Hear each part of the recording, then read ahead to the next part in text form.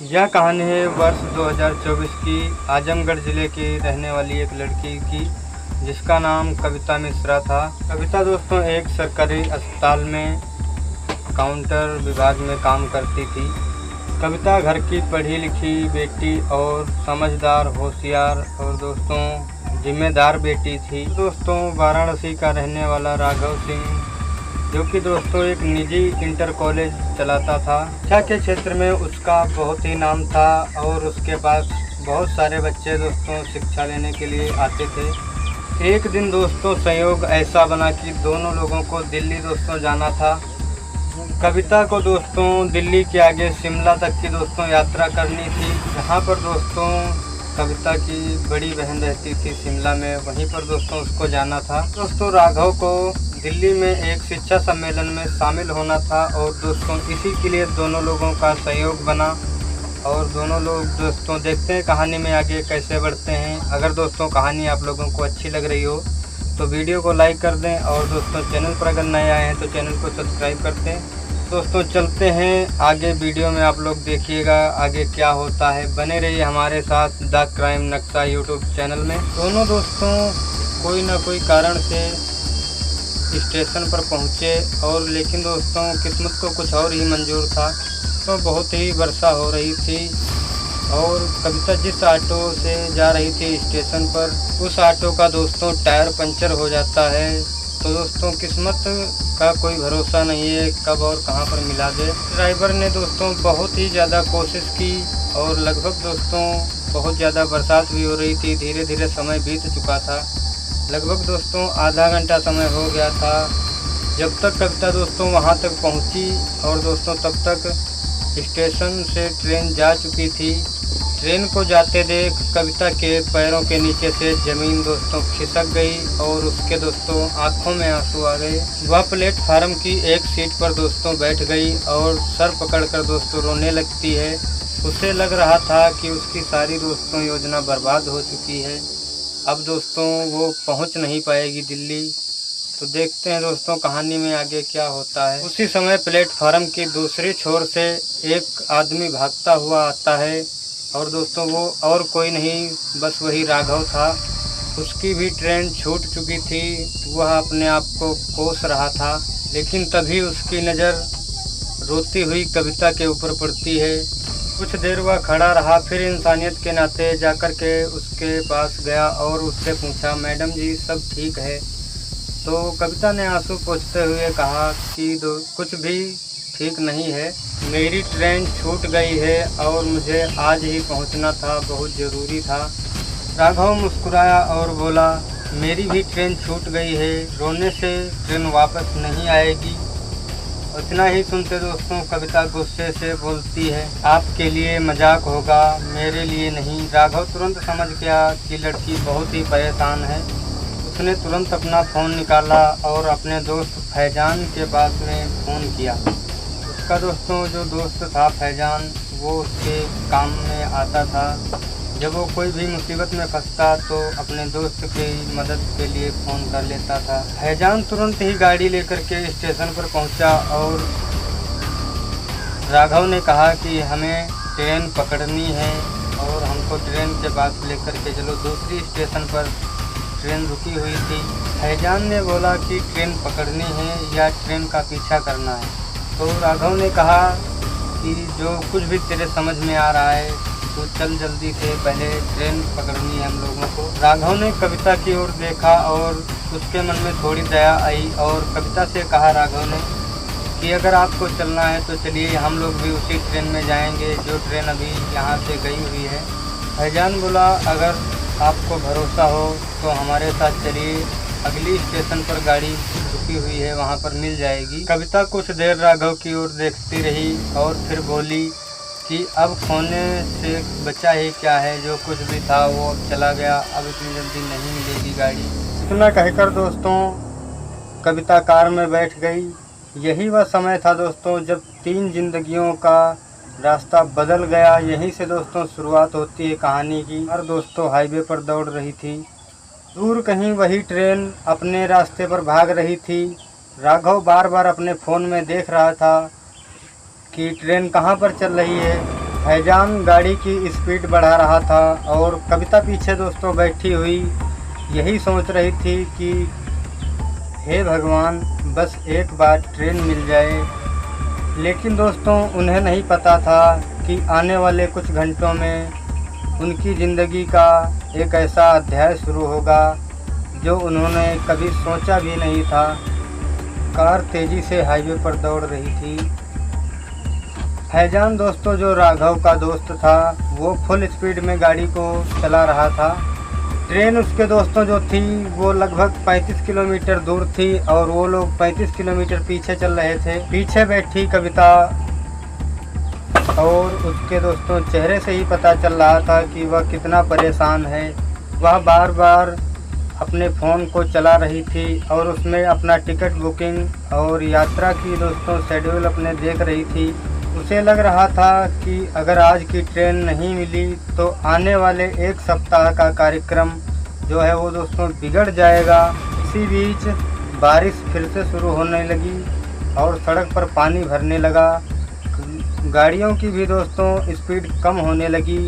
फैजान ने कहा, आज किस्मत भी हमारा साथ नहीं दे रही है और बारिश भी बहुत तेज़ हो रही है। राघव बोला, बस एक बार अगला स्टेशन मिल जाए। तभी दोस्तों उसको पीछे से आवाज़ आई, गाड़ी थोड़ा साइड में रोकिए। और दोनों ने दोस्तों पीछे मुड़ कर के देखा।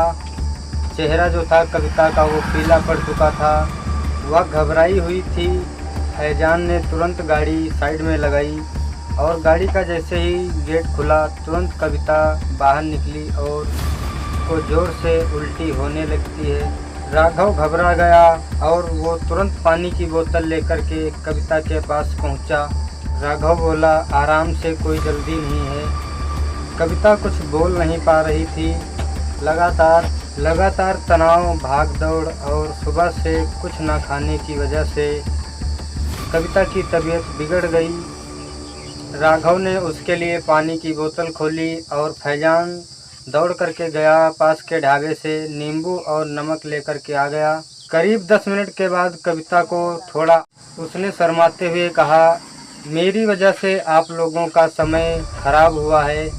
राघव मुस्कुराया और बोला, समय फिर से आ जाएगा। अगर इंसान की तबीयत खराब हो गई तो बहुत ही मुश्किल हो जाता है। पर कविता के चेहरे पर थोड़ी सी मुस्कान आई और वह वापस कार में बैठ गई। यह माहौल पहले जैसा अजनबी वाला नहीं रह गया था। अब दोस्तों उन लोगों में थोड़ा थोड़ा प्यार बढ़ने लगा था। कुछ देर बाद बातचीत शुरू हुई। राघव बोला, वैसे आप करती क्या हैं? कविता ने बोला, मैं सरकारी अस्पताल में अकाउंट सेक्शन में काम करती हूँ। फिर कविता ने पूछा कि आप क्या करते हैं? तो राघव ने बोला, मैं सरकारी स्कूल चलाता हूँ। कविता बोली, क्या सच में? तो राघव ने कहा, हाँ, मेरे पास कम से कम 1000 से ज़्यादा बच्चे हमारे पास पढ़ने आते हैं। इतनी बड़ी जिम्मेदारी है और बच्चों की मुस्कान देख करके मेरी भी थकान दूर हो जाती है। दोनों का बातचीत का सिलसिला धीरे धीरे आगे बढ़ रहा था दोस्तों। अब कविता का दोस्तों डर भी धीरे धीरे ख़त्म हो गया था। लगभग 1.5 घंटे बाद दोस्तों सब पहुंच जाते हैं अगले स्टेशन पर, जहां पर दोस्तों ट्रेन खड़ी हुई थी। लेकिन तभी मोबाइल पर सूचना आई कि स्टेशन पर ट्रेन केवल 2 मिनट के लिए ही रुकेगी। राघव ने दोस्तों माथा पकड़ लिया और सोचने लगा, अगर 5 मिनट भी अगर लेट हो गई ट्रेन तो फिर से वही मुसीबत खड़ी हो जाएगी हमारे सामने। फैजान ने कहा, अभी खेल ख़त्म नहीं हुआ है। उसने कार की स्पीड को बढ़ा दिया। बारिश और ट्रैफिक सिग्नल और किस्मत उनके दोस्तों खिलाफ थी। वो लोग दोस्तों हार मानने वालों में से नहीं थे। कुछ दूरी पर दोस्तों उन लोगों को बहुत ही लंबा जाम देखने को मिला। वहाँ पर दोस्तों सड़क जाम थी, बहुत सारे वाहन खड़े हुए थे। किसी ट्रक का एक्सीडेंट हो चुका था और बहुत ही जाम लगी हुई थी। स्थिति गंभीर थी वहाँ की। कविता की आंखों में दोस्तों फिर से चिंता की नज़र देखने को मिल रही थी। राघव को लगता है अब ट्रेन नहीं मिलेगी। राघव ने कहा, जब तक आखिरी कोशिश है, तब तक हार नहीं मानेंगे। यह सुनकर कविता चुप हो गई। फैजान ने आसपास देखा और गांव के अंदर से जाने वाली सड़क को पकड़ लिया। सड़क पर दोस्तों चलते समय आगे देखा, कहीं पर गड्ढे थे और कहीं पर दोस्तों पानी भरा हुआ था, लेकिन यही एक उम्मीद का रास्ता था।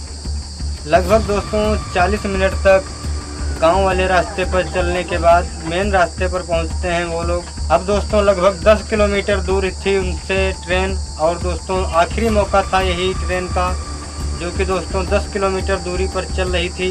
मोबाइल पर ट्रेन का स्टेटस देखने के बाद राघव एकदम से उछल पड़ा, क्योंकि यही दोस्तों एक आखिरी मौका था उनके पास ट्रेन पाने का। अब दोस्तों 3 लोगों की धड़कनें बहुत तेज़ होने लगी थी। स्टेशन दोस्तों करीब आ रहा था। कविता हाथ जोड़ करके भगवान से दोस्तों प्रार्थना कर रही थी, और फैजान दोस्तों अपनी फुल स्पीड में दोस्तों गाड़ी को चला रहा था। लेकिन दोस्तों उन्हें अभी भी पता नहीं था कि अगले स्टेशन पर पहुंचने के बाद किस्मत अभी दोस्तों उनकी और भी परीक्षा लेगा।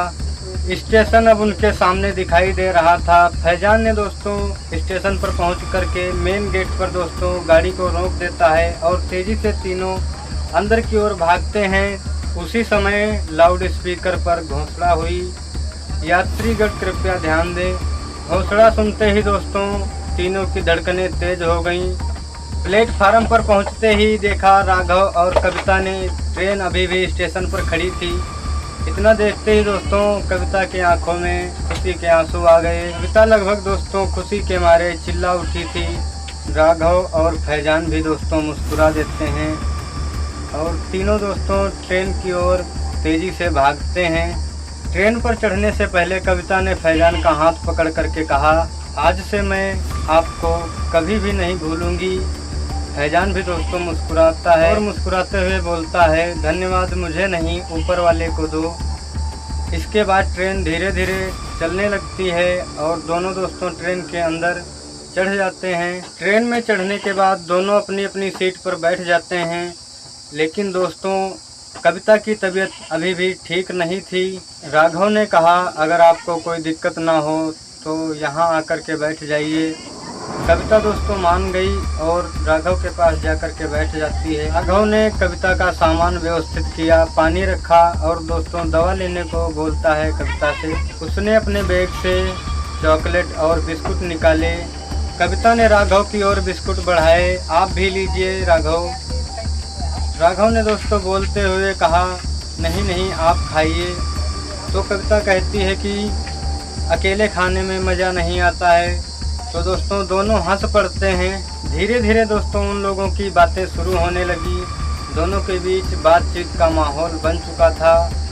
शुरू से लेकर के दोस्तों बचपन तक की यादों का सब कुछ हो चुका था। जो भी यादें थी उन लोगों की आपस में बट चुकी थी। धीरे धीरे दोस्तों बातें करते करते घंटों बीत गए। ट्रेन अपनी रफ्तार से आगे बढ़ रही थी और दोस्तों ट्रेन के कोच में बैठे राघव और कविता एक दूसरे को दोस्तों पसंद करने लगे थे। कविता को राघव का शांत स्वभाव अच्छा लगा और राघव को कविता के दोस्तों सादगी पसंद आई। इतने में ही दोस्तों ट्रेन के अंदर टीटी आ जाता है। टीटी आया और टिकट चेक करते हुए बोला, अरे भाई साहब आपकी सीट तो दूसरे कोच में है। कविता तुरंत बोली, इनकी वजह से मैं यहाँ तक पहुँची हूँ और ये मेरे पास थोड़ी देर के लिए बैठे हुए हैं। टीटी हंसते हुए आगे बढ़ गया और राघव कविता भी मुस्कुराने लगते हैं। अगले दिन सुबह ट्रेन दिल्ली पहुँची। अब यहाँ से कविता को जाना था शिमला, लेकिन दोस्तों कविता के मन में अब कुछ और ही विचार चल रहा था।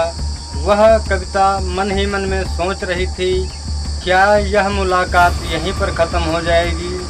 उसने ट्रेन से उतरते हुए राघव से कहा। राघव ने कहा, मैं? तो कविता बोली, हाँ आप, अगर आपको बुरा ना लगे तो आप मेरे साथ 2-3 दिन दिल्ली घूम ले। राघव मान गया और दोनों ही चल दिए पुरानी दिल्ली घूमने लगे। दोस्तों उन्होंने ऐतिहासिक इमारतें देखी, सड़क पर दोस्तों चाय पी उन लोगों ने और बहुत सारी बातें की। इसी बीच उन्हें एहसास होने लगा कि अब ये दोस्ती वाला रिश्ता नहीं रह गया है। लेकिन दोनों ने कोई भी जल्दबाजी नहीं की। इसके बाद दोस्तों जो कविता थी वो अपने यहाँ चली जाती है। राघव अपने शिक्षा सम्मेलन में शामिल हो गया। लेकिन दोस्तों अब दूरियां थी, लेकिन फ़ोन पर दोस्तों बात होने लगी थी दोनों की। धीरे धीरे 6 महीने दोस्तों बीत जाते हैं और 6 महीने के बाद राघव ने अपने घर परिवार वालों से कविता के बारे में बताया। उधर दोस्तों कविता भी अपने परिवार को राघव के बारे में बताती है।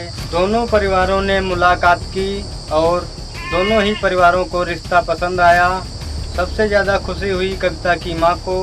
कविता की माँ ने कहा, जिस व्यक्ति ने मेरी बेटी की बिना स्वार्थ के ही मदद की, उससे अच्छा जीवन साथी कौन हो सकता है। 2025 में दोनों लोगों की शादी हो जाती है दोस्तों। ऐसे ही दोस्तों कई साल बीत गए हैं और आज दोस्तों कविता अपने उस मुकाम पर है जो वो हासिल करना चाहती थी।